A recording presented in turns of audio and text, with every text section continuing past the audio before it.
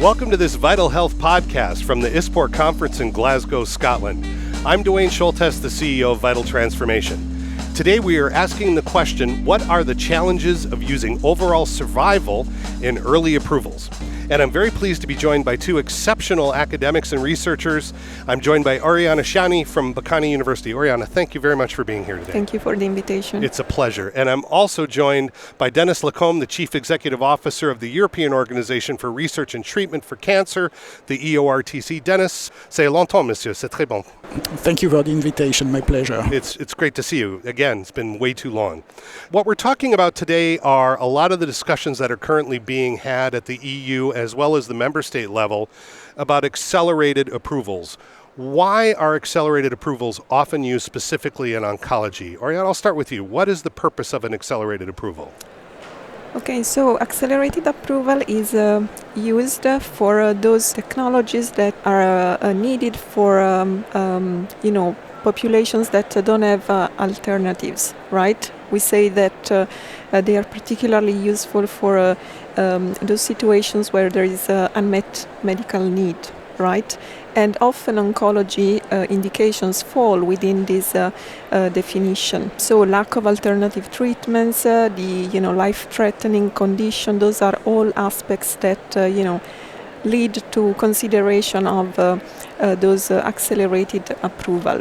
I think we have to make a distinction there because we can talk about accelerated approval at a regulatory level with many different programs, so-called expedite programs to accelerate the marketing authorization. But then we have also accelerated access at, let's say, the member state level, if we consider the case of Europe, for instance. And those are two different levels that we should consider in our discussion today. Now, Denis, you are an expert in oncology research. We've heard what Oriana said about the distinction. From your perspective as a practitioner and someone who does clinical trials in oncology, what is the distinction between an accelerated approval and a non-accelerated approval in cancer research? Why would you choose one over the other? As Oriana said, I think it's when we are in situation where there is a pressure from patients, a pressure from society to deliver therapeutic progress. So that's where we need an accelerated pathway to bring therapeutic improvement to patients who are waiting for it. Now, having said that, even in oncology, we have a number of established standards. So we have also to pay attention that we should not compromise on, for instance, appropriate randomization, appropriate comparative research. So there are, of course, in oncology situations which are extremely, I would say, serious, where we have to make therapeutic progress. I'm thinking about rare cancer, for instance. So it's important to put in perspective, of course, the type of disease we are addressing. So one size does not fit all. I think that's important. And a lot of cancer indications, if we look at, say, acute lymphoblastic leukemia, I mean, these get really small. I mean, these are very, very small populations. We're talking 400, 500, 600 patients a year across Europe. What are the challenges when you're dealing with something that small with those few patients? I mean, Oriana, from your perspective as an HTA, there has to be an expectation about what's doable given the fact that there just aren't going to be that many patients available to do clinical trials. Rarity is one of these, elements that raises lots of, alerts in the HTA space and also allows for, let's say, some flexibility in the way evidence is considered. So small sample sizes, lack of comparators. There are many approaches that take these challenges into account. These issues arise earlier, I think, in the clinical trial development stage or design stage. I think Denis will comment on that. From the standpoint of you as a clinician, when you're designing how you want to look at these evidence packages, particularly for something that's incredibly small and narrow with very few patients, how do you adapt to that challenge that you're going to have to deal with to try and run a clinical trial? We should deliver the same robustness as far as possible than for frequent patients. Why should they have lower quality evidence? So that's the first thing. So I think we should optimize what we do for this patient. So if you have only 400 or 600 patients, as you mentioned, it's quite a substantial number. Yeah. So what can we do? And not jump immediately in the statement, they are too rare, we cannot randomize, we are going to do a single-arm clinical trial, because it may not be the best service for this patient population.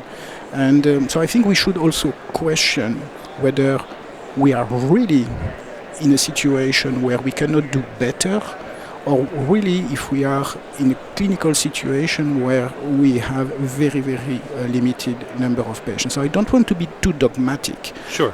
But we forget too often the principle of overall survival, quality of life, and patient benefit. And I think that's important that we keep that in mind, even for rare cancer patients. How do you balance the need between those three often competing requirements, OS, patient benefit, and efficacy? How do you balance that? They are not mutually exclusive, of course. Let's imagine that, and we talk about a line of treatment, overall survival being compromised because crossover, PFS. What is the value of the surrogate endpoint? If a treatment would give the same PFS in first and second line, you can question why you bring it, for instance, in first line. Yeah. Or if it gives a substantial PFS, what is the quality of benefit? What is the quality of life that we bring also to patients for such a longer PFS? All these are concepts which are not mutually exclusive, and I think it's what can we do best for our patients. So Oriana, from your perspective as an HTA, what are you looking for when you're trying to balance these requirements? I know it's a very difficult question, but increasingly these questions are being asked. I've worked a lot on this issue of surrogacy in health technology assessment and talking about oncology. I mean, alternative endpoints that are, not overall survival, which is considered, the gold standard in these disease areas.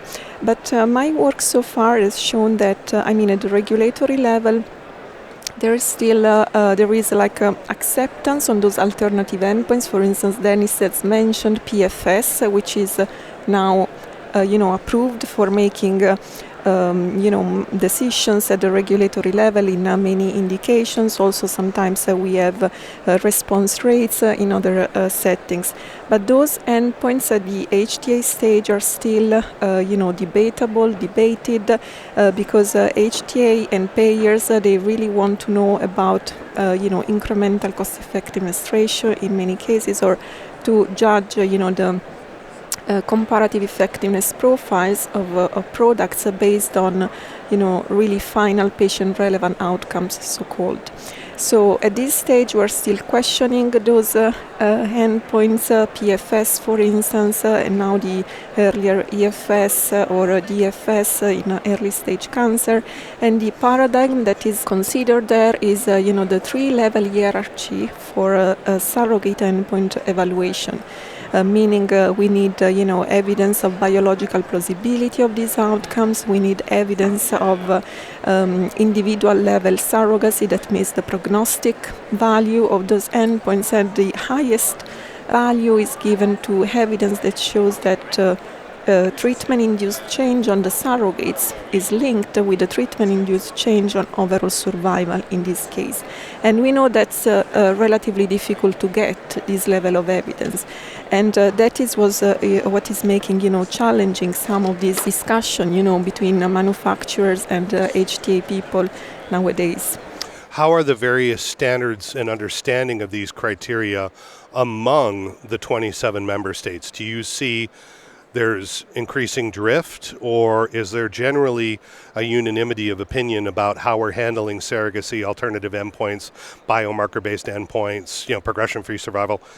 How's that being managed? I did a study a few years ago where I looked across 8 HTA agencies in the way they, handle some surrogate-based submission, and there was, as often, a huge heterogeneity. I'm shocked, Oriana. I'm shocked you tell me this. So, for instance, the German agency, EQUIG, is very strict, and we know that they produced very detailed guidelines. Now they evaluate surrogate evaluation evidence. Other agencies are more flexible. Sometimes they don't even, consider the issue, but they just look at it as one additional element of the uncertainty in the evaluation. NICE is one of those agencies that usually takes this pragmatic approach. So the guidelines is quite detailed, but then in the reports you see, this consideration of the issue, evidence, what is the evidence out there, and in the end, I don't think this is, one single element that prevents reimbursement. So Denis, from your perspective, when you're trying to address surrogacy or some of these issues, when you don't have enough opportunity to go for OS, are you looking at the potential for having a member state view this differently than another, or are you just strictly looking at efficacy at the EMA level? How do you deal with the requirements that are going to be asked of you between efficacy and effectiveness? How do you deal with that gap as a clinical trialist? Yeah, first of all, I don't represent a sponsor, an applicant. We are a research organization, so we don't deal directly with EMA and with HTA bodies. I think, again, it's a continuum. Of course, there are clinical situations where you will have to find a compromise, and maybe you have to go with a PFS or whatever type of surrogate endpoint, and you get some sort of approval to go ahead. Where the problem comes in our eyes is that it's not an end. The problem is that post-marketing often research is disincentivized. People don't continue. So again, the objective is not to delay access to innovation, but if we give access to innovation based on some, I would say, limited data where HTA bodies are not necessarily completely comfortable, what do we do to continue to bring a better evidence for patients? And again, I think the problem is this gap that we see in the post-licensing space, where research is not properly happening to complement how drugs function, what is the ultimate population which will benefit, do we use the innovation, the new technology properly in terms of dose, in terms of duration. So there are a lot of questions which are not necessarily completely answered. So I think we have to continue, because that's why the HTA bodies are also questioning. So I think we have to question a little bit how we can improve also in delivering evidence and appropriate data sets for regulatory decision making in the broader sense, EMA and also access. Now, we've looked at least from the accelerated approval standpoint from the FDA side, we've looked at this question from the standpoint of confirmatory trials after an accelerated approval, and we see that 80% are submitted within 4 years. So we know there's high conforming to that, but you're talking about much further than that. You're going beyond that, about stratification of patient response rates. I mean, you're going beyond efficacy and effectiveness to actual clinical application and how you can do better. Oriana, from your perspective, does that need a regulatory change? Is that an HTA issue? Are you going to be asking for more evidence, different evidence than just the label? I mean, how does that work? I will refer to the situation in Europe, Sure. Not in the US. Now, the situation might be challenging in Europe because, as I said, we have these two layers, right? Regulators and HTA, the member states. And you've also already pointed out that the HTAs themselves don't have a uniform understanding of the standard. Exactly. So we can have situations where, the drug, the treatment has undergone conditional marketing authorization, which is one of the, accelerated pathways we have in Europe. So these drugs get a CMA, so-called, at the EU level, and then the manufacturers files for reimbursement in the various countries. The CMA is attached with some confirmatory trial post, let's say, marketing request. The manufacturer has to abide to that. But then also HTA agencies in the member states can have additional requests. Of course. For the same products, and that becomes challenging. So we should have a system where those requests should be aligned somehow, harmonized. I wanted to add something else to this. So we did this study where we checked the drugs receiving a CMA from HEMA between 2006, that is when the program started, and up to 2022. And we follow those drugs to see how long it took for them to be reimbursed in Spain, in Italy, and in Germany. Compared to drugs that underwent in the same period standard marketing authorization. And actually we observed that those drugs who received a CMA at the European level actually take longer to be reimbursed at the local level. So this is a paradox, because we are telling that those drugs that were selected for being authorized earlier at the regulatory level, in the end, are delayed in patient access at the member states level, something that is really, really puzzling, I should say. We just did a similar study for a client looking at the potential impact of some legislation, and we looked at 47 different oncology products that have been released, and we're seeing enormous increases in delay. We're seeing a delay between FDA and EMA approval now of approaching 2 years, 1.7 years. Where you used to see 6 months, not 1.7 years, which, that's becoming a real problem. The issue with the HTA bodies at the member states level is that they have to deal with higher uncertainties, right? Sure. Like EMA did, but those agencies, have additional questions, additional requests, and as a result, there's delayed time to access for patients. Now, this is true for Italy and Spain. I should say Germany has a different system, because in Germany, whole EMA authorized drugs get immediate access in the market with this 6 month period with a free price, and then they negotiate the price. So this doesn't affect Germany, but other systems, yes. You've both mentioned unmet medical need. There's a current proposal. There have been numerous proposals. This was originally supposed to be in the revision of the GPL, the General Pharmaceutical Legislation. It was pulled out, but there's an increasing desire to redefine unmet medical need across Europe. Denny, coming back to you, how would you like to see unmet medical need defined compared to how it is now? I don't think we ever come to a real comprehensive definition which fit the interest and the needs of all the stakeholders. How far we can refine it and make it quite focused, I'm not so sure at this point in time. Oriana, what do you think? I would agree with Denis, but this is an important point, because then with this unmet medical need, we allow for those special pathways, special programs. So it's an important definition to agree on. Whatever we put under this hat, let's say, we should this rubric should be flexible enough to cover the different situations that we deal with. Feasible, something that is linked to measurable elements. One of the challenges we're hearing, and there's a lot of panels now about trying to establish more use of overall survival, OS, as a hard endpoint regarding oncology products. This is a big topic of conversation. How would the current situation change if there was to be a decision that we were only using OS? What would happen? So I don't think that's to be recommended, but I'm very much in favor of having overall survival as a secondary endpoint in oncology trials. I think that's feasible, that's doable, that's what we can recommend.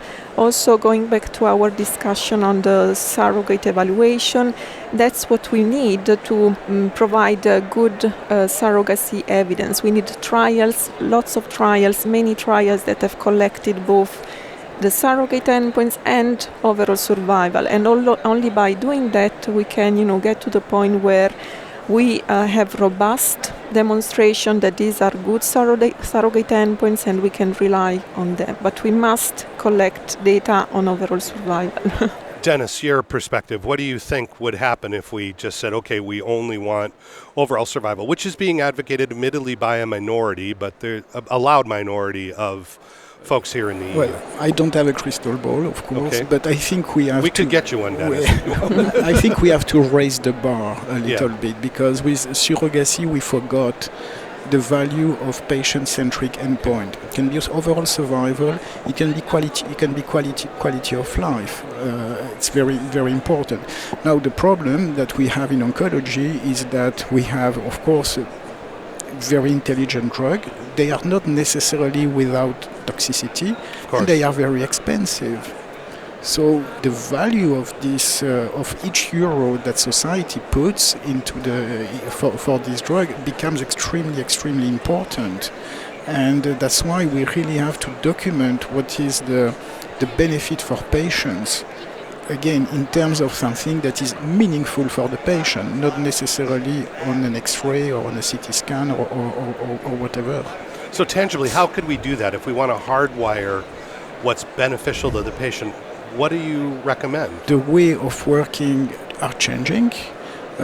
We work more and more with patients, and for instance, now we design a number of de-escalation clinical trials at EORTC, actually to try to address the overuse of therapeutic intervention, and we design this trial with the patient, because in that type of clinical trial, of course, you don't want to compromise on overall survival, but what you want to do is to make sure that you improve the quality of life, that you minimize toxicity, and that you can only do by unlearning how we have done drug development, unlearning how we have been rewriting our protocols to a new way of addressing our clinical trial. So I think we need a little bit to reinvent ourselves in that respect. Now, you were both advisors to the Office of Health Economics report, the APACE report, which is going to be released around the ISPOR conference.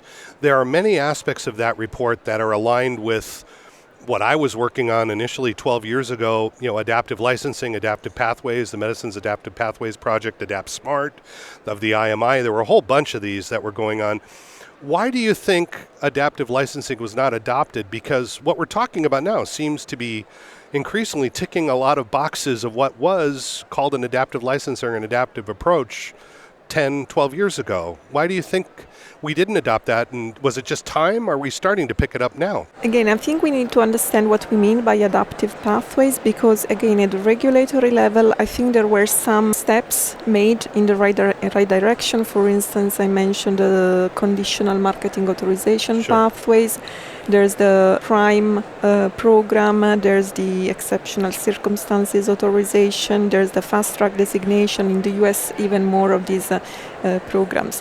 What I think it's less developed is these adaptive pathways at the HTA stage, member states level.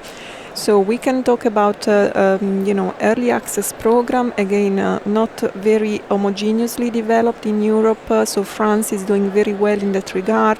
In Italy, for instance, we have some options available there. What we call the Law 648. Or a 5% fund. These are, let's say, funded by our healthcare system, NHS, and IFA itself. And also we have another path that is the so-called compassionate use that is funded by the manufacturer.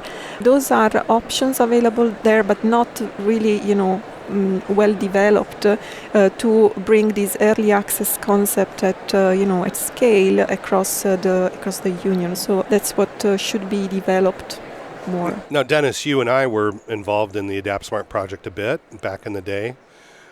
Do you think that being more adaptive in this approach is to be able to do de-escalation or gain more evidence? Is its time come, Denis? It's a possibility. We have to see also what the implementation of the HTA regulation will bring, because of course it's very new. It's a little bit early to assess, but I think the fact that now there can be joint consultation, joint assessment, I think may bring a little bit of I would say light in anticipating actually the challenges. Maybe not all of them, but maybe some. So I think that's possibly a new route that is going to address part of these issues. Part of the problem 10 years ago when we were working on Adapt Smart was the regulatory structure was not aligned legally to have the ability to have this flexibility.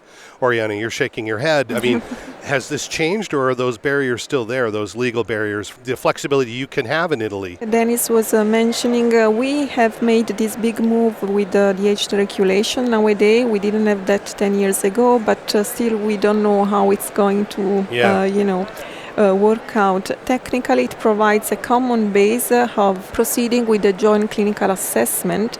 And, the regulation says that the countries will have to take this report in due consideration in their decision-making process at the local level. Now we are waiting to see what that due consideration means, and we're waiting to see if this is really, harmonizing processes. So there's all sorts of challenges we know, but then there's a lot of opportunities being presented with the new regulations, and there's a lot of them coming. If you had one opportunity in the next 3 years to implement something now that would impact things, what would you like to see implemented immediately? Dennis, I'll start with you. If you had the opportunity to wave a magic wand, we got your crystal ball. We went out and picked it up, and you could apply it. What would you like to see done, Dennis? So if I would have a magic stick, yes, I sir. would implement a system that in the peri-licensing space, what I call peri-licensing space, we immediately identify the key question that we are missing to implement properly a new innovation. Do we have the right dose? Do we have the right duration? Do we know the ultimate patient population? Have we done the proper work on biomarkers? So usually we know these questions. They are, I'm not saying always the same, but they revolve around 5-6 important questions, and that this question would be immediately addressed.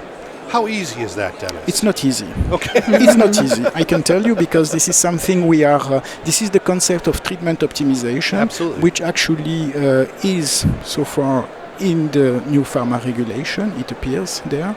We have to see indeed how we can implement this. And you may be aware that the EMA has created the Cancer Medicines Forum, which yes. I have the pleasure to co-chair with Francesco Pignati.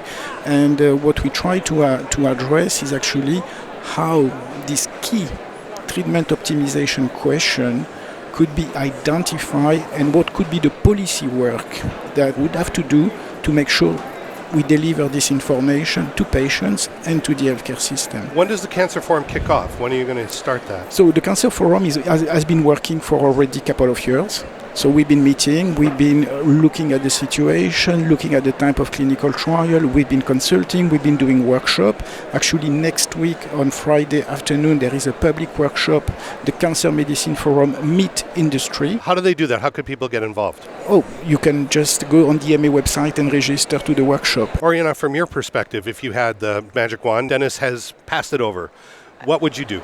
I think I will add something to what Dennis has said, which is really important, and it's about this alignment between regulators and HTA bodies. We have made some big steps in the past years with the work that started with the UNETA, the early dialogue, tripartite dialogue. So I think we need more of that scientific consultation very early on in the process to agree on the key aspects of the development program of drugs.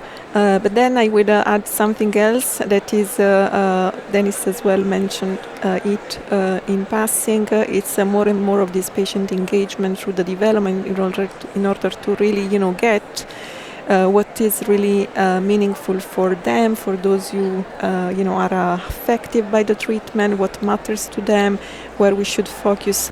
Well, Oriana, Dennis, thank you very much for your time today. It's been a huge pleasure, and hopefully we're going to solve all of these issues we're discussing on endpoints. Of course. Thank you very much. Have a good day. Thank you.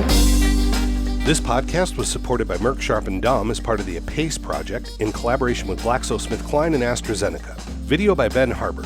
Editing by Caden Drake. The Vital Health Podcast is a production of Vital Transformation LLC, copyright 2025.